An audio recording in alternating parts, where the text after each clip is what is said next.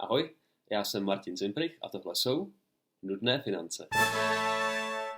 Vítejte u druhého videa ze série Finanční gramotnost. Dneska budu mluvit o ekonomice, finančním trhu a bankách. Úplně na začátek bych chtěl vysvětlit rozdíl mezi ekonomikou a ekonomií, protože mám pocit, že spousta lidí si to plete.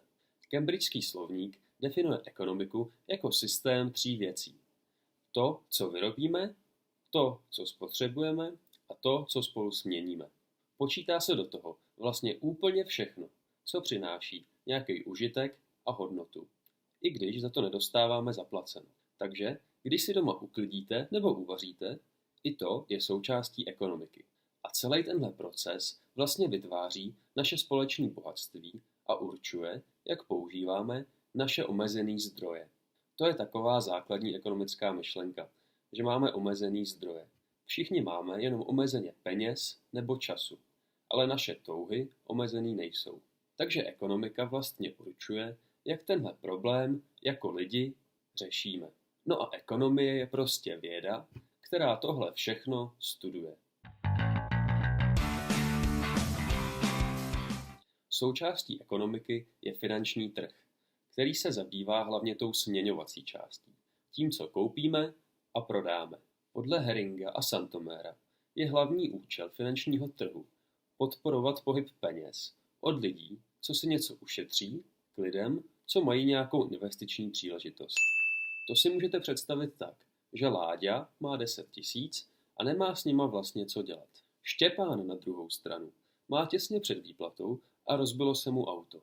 Láďa teda půjčí Štěpánovi těch 10 000 a Štěpán mu za to vrátí 10,5. A to mi nevychádza. Takže když nastaví nějaký rozumný úrok, tak z toho něco můžou mít oba dva. A tenhle jednoduchý proces by měl teoreticky zajistit, aby peníze byly vždycky co nejlíp zužitkovaný. Důležitou roli v ekonomice a finančních trzích hrajou banky. Banky dneska můžou působit hodně komplikovaně, ale jejich původní účel byl, aby nám životy zjednodušily. Dá se říct, že banky slouží jako prostředník toho procesu, co jsme viděli mezi Láďou a Štěpánem. Lidi si můžou do banky uložit svoje přebytečné peníze a banka jim za to dá něco málo navíc. Tomu se říká úrok. No a ty uložené peníze pak banka půjčí jiným lidem, kterým se ty peníze na něco hodí. A na oplátku za to dostane o něco vyšší úrok. Tenhle rozdíl mezi úrokama je teda to, na čem banka vydělává. Ale než si řeknete, že banky prostě okrádají lidi, tak si ještě musíme uvědomit, že bohužel ne všichni lidi svoji půjčku splatí. A právě tím, že na sebe banky berou ten risk, že se jim peníze nevrátí, plní důležitou stabilizační funkci, za kterou si ten svůj výdělek zaslouží. A tohle je opravdu důležitá funkce pro všechny z nás. Představte si to třeba na koupi prvního bytu anebo domu. Skoro žádnej mladý člověk nemá dost peněz, aby si mohl dneska dovolit nemovitost jenom z vlastních úspor.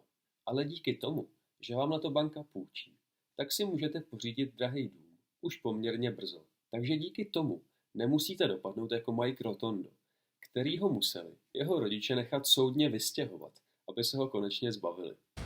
Michael, welcome. Hi. Hi. Hi. Hi. So, do you not want to find your own place? No. Časy se ale trochu změnily a banky už nevydělávají zdaleka jenom tímhle způsobem. Bankovnictví se hodně zkomplikovalo a banky opouštěly ten svůj původní pozitivní účel ohledně dlouhodobého půjčování peněz. Místo toho dělali krátkodobý riskantní investice, které často připomínaly spíš sázení v kasínu, což v roce 2008 vedlo k jedné z nejhorších finančních krizí v historii. This is the story of the largest bankruptcy in US history of Wall Street and a near meltdown of the global economy. Not in generations has Wall Street absorbed the number of body blows it took today. The American financial system is rocked to its foundation as top Wall Street institutions topple under a mountain of debt. Takže se asi není čemu divit, že klasické banky ani dneska nemají úplně nejlepší pověst. Asi i kvůli tomu se objevilo několik způsobů, jak banky obejít. Z nich nejznámější je dneska asi crowdfunding. Ten umožňuje přes stránky jako HitHit nebo Startovač dostat od spousty lidí peníze na nějaký zajímavý projekt. Nebo přes platformy, jako je Zonky a Mintos, si od lidí přímo půjčit. Úplně stejně, jako byste to udělali s bankou. Takže, bylo toho hodně. Pojďme si to teda rychle shrnout. Ekonomika jsou všechny naše aktivity, které nám přinášejí nějaký užitek. A ekonomie je věda, která se ekonomikou zabývá. Finanční trh je součást ekonomiky. A jeho hlavní účel je dostat nevyužité peníze k lidem, kteří pro ně využití mají. V tomhle procesu hrajou důležitou roli banky, které za úrok peníze ukládají a půjčují, což je hodně podstatná věc pro stabilitu a efektivitu naší ekonomiky. Když se ale věci zvrhnou, může to vést k velkým problémům, jako v roce 2008. Tak jo, díky, že jste video dokoukali až do konce a doufám, že jste se něco zajímavého dozvěděli. Budu moc rád, když mi napíšete, co si o tomhle tématu myslíte, anebo kde se mnou případně nesouhlasíte. Mějte se a těším se na vás u dalšího videa. Zatím ahoj.